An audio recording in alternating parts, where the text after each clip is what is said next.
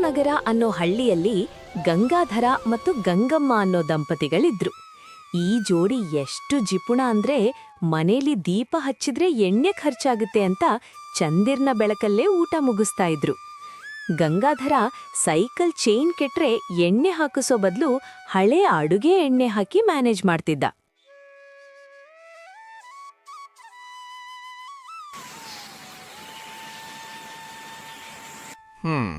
ಈ cycle chain ಎಣ್ಣೆ ಕೇಳ್ತಿದೆ.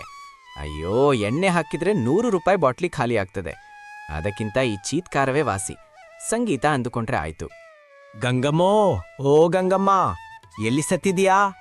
ನೋಡಿಲ್ಲಿ, ನಮ್ಮನೆಯ ಹನಿಗಡಿಯಾರದ battery ಖಾಲಿಯಾಗಿದೆ ಅನ್ಸುತ್ತೆ. ಪ್ರತಿ ಸೆಕೆಂಡ್ಗೆ ಟಿಕ್ ಟಿಕ್ ಅಳ್ಳೋ ಬದಲು ಟಿಕ್ ಅಂತ ಎಳಿತಿದೆ.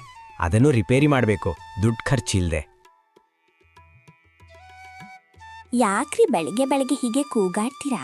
ನೋಡಿ ಇಲ್ಲಿ, ಈ ಬೆಂಕಿ ಕಡ್ಡಿ ಪೆಟ್ಟಿಗೆ ತಂದು 2 ವರ್ಷ ಆಯ್ತು. ನಾನು ಪ್ರತಿ ಕಡ್ಡಿಯನ್ನು ಮಧ್ಯಕ್ಕೆ ಸೀಳಿ 2 ಸಲ ಬಳಸ್ತೀನಿ. ನೀವೇನಾದ್ರೂ ಬ್ಯಾಟ್ರಿ ಅಂತ ದುಡ್ಡು ಖರ್ಚು ಮಾಡಿದ್ರೆ ಇವತ್ತು ರಾತ್ರಿ ಒಲೆ ಹಚ್ಚಲ್ಲ, ಹಸಿ ಹಸಿ ಅಕ್ಕಿಯನ್ನೇ ತಿನ್ಬೇಕಾಗುತ್ತೆ. ಅಯ್ಯೋ ಬೇಡ ಕಣೆ, ನಿನ್ನ ಜಿಪುಣತನಕ್ಕೆ ನಾನೇ ಸೋತು ಬಿಟ್ಟೆ. ಅಂದ ಹಾಗೆ ಇವತ್ತು ಬೆಳಿಗ್ಗೆ ತಿಂಡಿಗೆ ಏನ್ ಮಾಡಿದ್ಯಾ? ಇವತ್ತು ಸ್ಪೆಷಲ್.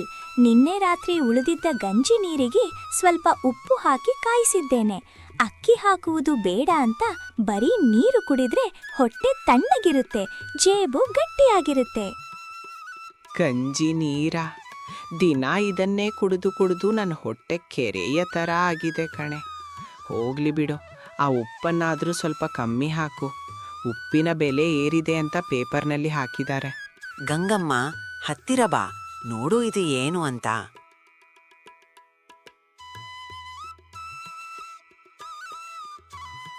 ಅಯ್ಯೋ, ಇದು ಅಸಲಿ ಬೆಳ್ಳಿ ನಾಣ್ಯ ಅನ್ಸುತ್ತೆ.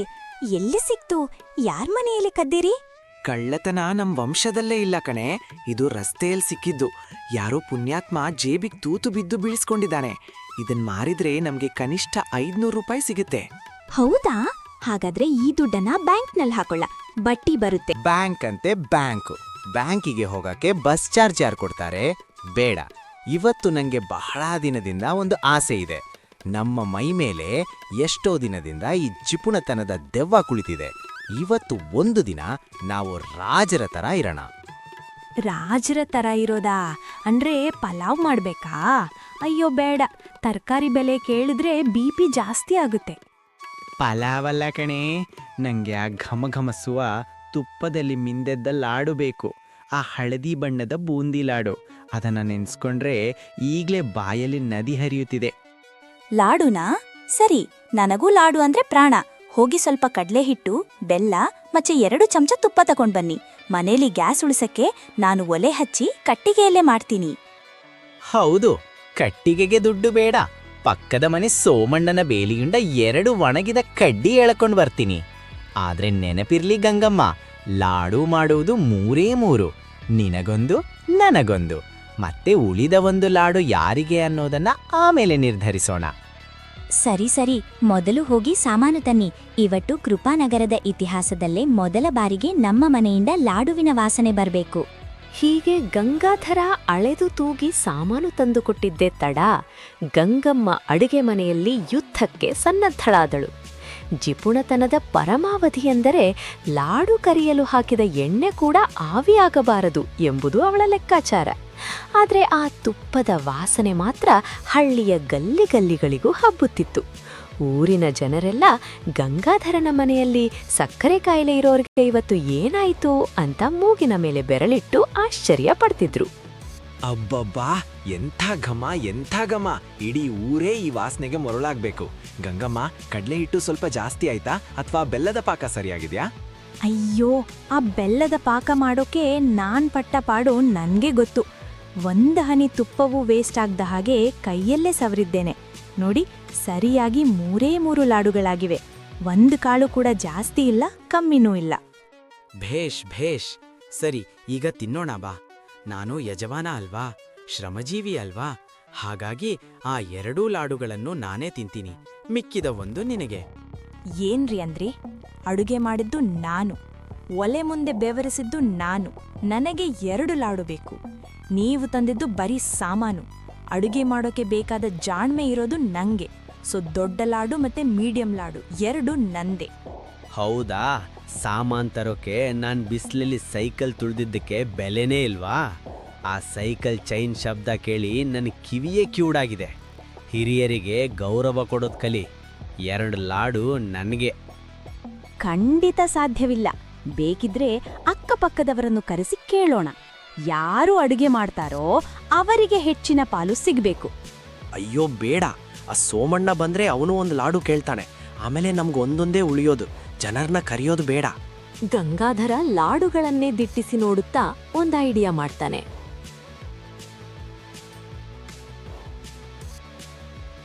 ಗಂಗಮ್ಮ, ನಾವಿಬ್ರು ದೊಡ್ಡ ಜಿಪುಣರು ಅಂತ ಈ ಹಳ್ಳಿಗೆ ಗೊತ್ತು. ಈಗ ನಮ್ಮ ಜಾಣ್ಮೆ ತೋರಿಸೋ ಸಮಯ ಬಂದಿದೆ. ಈ 3ನೇ ಲಾಡು ಯಾರಿಗೆ ಅನ್ನೋದನ್ನ ಈ ರೀತಿ ನಿರ್ಧರಿಸೋಣ. ಹೇದ್ರಿ, ಈಗಿನಿಂದಲೇ ನಾವಿಬ್ಬರು ಮೌನ ವ್ರತ ಶುರು ಮಾಡೋಣ. ಒಬ್ರಿಗೊಬ್ರು ಮಾತಾಡಬಾರ್ದು, ಸನ್ನೆ ಮಾಡಬಾರ್ದು, ಶಬ್ದವನ್ನೂ ಮಾಡಬಾರ್ದು. ನಮಗೆ ಗೊತ್ತಿಲ್ಲದೆ ಬಾಯಿಂದ ಯಾರಿಗೆ ಶಬ್ದ ಬರುತ್ತೋ ಅವ್ರು ಸೋತಂತೆ. ಸೋತವರು 1 ಲಾಡು ತಿಂದ್ರೆ ಗೆದ್ದವರಿಗೆ ಆ 2 ಲಾಡುಗಳು ಸಿಗ್ತವೆ. ಏನಂತೀಯ?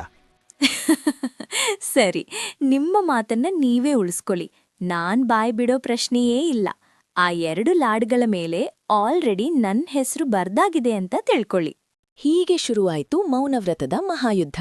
ಊಟ ನಿದ್ದೆ ಬಿಟ್ಟು ಲಾಡುವಿನ ಮೇಲಿನ ಆಸೆಗಾಗಿ ಇಬ್ಬರು ಕಲ್ಲಿನಂತೆ ಕುಳಿತುಬಿಟ್ಟರು.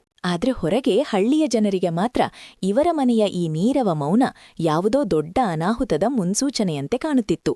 ಮುಂದೆ ಏನಾಗುತ್ತೆ, ಈ ಜಿಪುಣರ ಜಿದ್ದಿನಲ್ಲಿ ಯಾರ್ಗೆಲ್ತಾರೆ ನೋಡೋಣ ಬನ್ನಿ. ಪೂರ್ತಿ ಕಥೆ ನೋಡಿ ನಿಮ್ಮ ಜಿಪುಣ ಗೆಳೆಯರಿಗೆ ಟ್ಯಾಗ್ ಮಾಡಿ. ಸಬ್ಸ್ಕ್ರೈಬ್ ಮಾಡೋದು ಮರಿಬೇಡಿ. ಜಿಪುಣರ ಜಿದ್ದಿಗೆ ಜಗತ್ತೇ ಬೆರಗಾಗ್ಬೇಕು. 1 ಲಾಡಿಗಾಗಿ ಇಡೀ ರಾತ್ರಿ ಕಣ್ಣು ಬಿಟ್ಟ ಇವರು ಬೆಳಿಗ್ಗೆ ಜನರು ಬಾಗಿಲು ಮುರಿದು ಒಳಬಂದಾಗ್ಲೂ ಪ್ರತಿಮೆ ಅಂತಿದ್ದರು. ಹಳ್ಳಿಯವರಿಗೆ ಇವರ ಈ ಮೌನ ದೊಡ್ಡ ರೋಗದಂತೆ ಕಂಡಿತು. ಪಾಪ. ಅಯ್ಯೋ ಶಿವನೇ, ಎಂತ ಕಾಲ ಬಂತಪ್ಪ. ಒಬ್ರಿಗೊಬ್ರು ನೋಡ್ಕೊಂಡೇ ಪ್ರಾಣ ಬಿಟ್ಟಿದಾರಲ್ಲ. ಈ ಪ್ರೀತಿ ಶಾಜಹಾನ್ ಮಮತಾಜ್ ಹತ್ರನೂ ಇರ್ಲಿಲ್ಲ ನೋಡಿ. ಆದ್ರೆ ಸೋಮಣ್ಣಣ್ಣ ಇವರ ಮುಖ ನೋಡಿ ಸತ್ತವರ ತರ ಕಾಣ್ತಿಲ್ಲ. ಇಬ್ಬರೂ ಯಾರನ್ನೋ ನುಂಗೋ ತರ ನೋಡ್ತಿದ್ದಾರೆ. ವೈದ್ಯರು ಹೇಳಿದ್ರು ಇವರಿಗೆ ಮೌನ ಪಾರ್ಶ್ವವಾಯು ಹೊಡೆದಿದೆ. ಇಲ್ಲ, ಇದು ಯಾವುದೋ ಮಾಟಮಂತ್ರ. ಆ ಮಾಂತ್ರಿಕನನ್ನ ಕರೆಯಿರಿ. ಓಂ ಹ್ರೀಂ. ಹೌದು, ಇವರಿಗೆ ಮೌನ ಪಿಶಾಚಿ ಅಂಟಿಕೊಂಡಿದೆ. ಈ ದೆವ್ವಕ್ಕೆ ಲಾಡು ಅಂದ್ರೆ ತುಂಬಾ ಇಷ್ಟ ಅನ್ಸುತ್ತೆ. ನೋಡಿ, ದೆವ್ವ ಕೂಡ ಲಾಡನ್ನೇ ನೋಡ್ತಿದೆ. ಈ ಪಿಶಾಚಿಯನ್ನ ಓಡಿಸೋಕೆ ಬಿಸಿ ಬಿಸಿ ಕೆಂಡದ ಶಾಖ ಕೊಡಬೇಕು. ಮಾಂತ್ರಿಕ ಕೆಂಡದ ಕೋಲನು ಗಂಗಾಧರನ ಪಾದದ ಹತ್ತಿರ ತರುತ್ತಾನೆ. ಬಿಸಿ ಗಾಳಿ ತಗುಲಿದಾಗ ಗಂಗಾಧರನ ಮುಖದ ಸ್ನಾಯುಗಳು ನಡುಗುತ್ತವೆ. ಅಪ್ಪ, ಈ ಮಾಂತ್ರಿಕ ನನ್ನ ಕಾಲನ್ನೇ ರೋಸ್ಟ್ ಮಾಡೋ ಹಾಗಿದೆ. ಆದ್ರೆ ನಾನ್ ಮಾತ್ರ ಬಾಯಿ ಬಿಡಲ್ಲ. ಈ ಗಂಗಮ್ಮನ ಹಠ ನೋಡು. ಅವಳಿಗೂ ಬಿಸಿ ತಗಲಿ ಅಂತ ನಾನೇ ಆ ಕೋಲನ್ನ ತಳ್ಳಿಬಿಡ್ಲಾ? ಇಲ್ಲ, ಶಬ್ದ ಮಾಡಿದ್ರೆ ಅವಳು ಗೆದ್ದು ಬಿಡ್ತಾಳೆ. 2 ಲಾಡು ಬೇಕೇ ಬೇಕು. ಈ ಗಂಗಾಧರ ಪಕ್ಕ ಸುಳ್ಳುಕಾರ. ಕಾಲು ಸುಡ್ತಾ ಇದ್ರೂ ಸುಮ್ಮನಿದಾನೆ. ಸರಿ, ಸುಟ್ಟು ಕರಕಲಾಗ್ಲಿ. ಆಮೇಲೆ 3 ಲಾಡನ್ನು ನಾನೇ ತಿಂತೀನಿ. ಮನೆಯ ಹಸಿದ ನಾಯಿಯೊಂದು ಲಾಡುವಿನ ವಾಸನೆಗೆ ಅಡುಗೆ ಮನೆಗೆ ನುಗ್ತದೆ. ಅಯ್ಯೋ, ಪವಿತ್ರವಾದ ಲಾಡುಗಳನ್ನ ನಾಯಿ ಮುಟ್ಟಬಾರದು. ಯಾರಾದ್ರೂ ಓಡಿಸಿ. ಲೇ ಹಲ್ಕಟ್ ನಾಯಿ, ಬಿಡು ಆ ಲಾಡನ್ನ. ಅದು ನಂದು ನಂದು. ಇಡೀ ಗ್ರಾಮಸ್ಥರು ಸ್ತಬ್ಧರಾಗುತ್ತಾರೆ. ಗಂಗಮ್ಮ ತಕ್ಷಣ ಎದ್ದು ನಿಂತು ಕುಣಿಯುತ್ತಾ ಕೂಗುತ್ತಾಳೆ. ನಾನು ಗೆದ್ದೆ, ನಾನು ಗೆದ್ದೆ. ಊರಿನವರೇ ಕೇಳಿಸ್ಕೊಳ್ಳಿ, ಇವರೇ ಮೊದಲು ಮಾತನಾಡಿದ್ದು. ಈಗ ಆ 2 ಲಾಡುಗಳು ನನಗೇ ಸೇರಬೇಕು, ನನಗೇ ಸೇರಬೇಕು. ಛೀ, ನಿಮ್ಮ ಜಿಪುಣತನಕ್ಕೆ ಬೆಂಕಿ ಹಾಕ. 2 ಲಾಡಿಗಾಗಿ ಇಡೀ ಊರನ್ನೇ ಮಂಗ ಮಾಡಿದ್ರಲ್ಲ. ಇವತ್ತಿನಿಂದ ನಿಮ್ಮ ಮನೆಯ ವಾಸನೆಯೂ ಈ ಹಳ್ಳಿಗೆ ಬರಬಾರ್ದು. ತಲೆಗೆ ಇಲ್ಲಿಂದ. ಕೊನೆಗೂ ಗಂಗಮ್ಮ 2 ಲಾಡು ತಿನ್ಲೋ, ಗಂಗಾಧರ 1 ತಿಂದ. ಆದ್ರೆ ಲಾಡು ಕಲ್ಲಿನಂತಾಗಿತ್ತು. ಇಬ್ಬರ ಹಲ್ಲು ಮುರಿದು ಹೋಯಿತು.